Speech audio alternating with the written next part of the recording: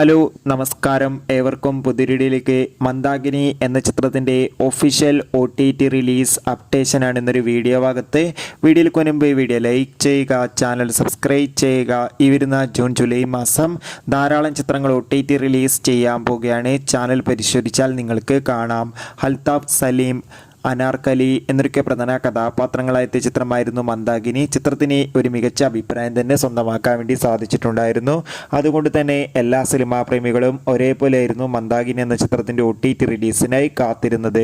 ചിത്രത്തിൻ്റെ OTT അവകാശങ്ങളൊക്കെ വിറ്റുപോയിരിക്കുകയാണ്. മനോരമാക്സ് എന്ന OTT പ്ലാറ്റ്ഫോമും simply south എന്ന OTT പ്ലാറ്റ്ഫോമാണ് സ്വന്തമാക്കിയിട്ടുള്ളത്. ചിത്രം ജൂലൈ 12-ാം തീയതി OTT റിലീസ് ചെയ്യുക.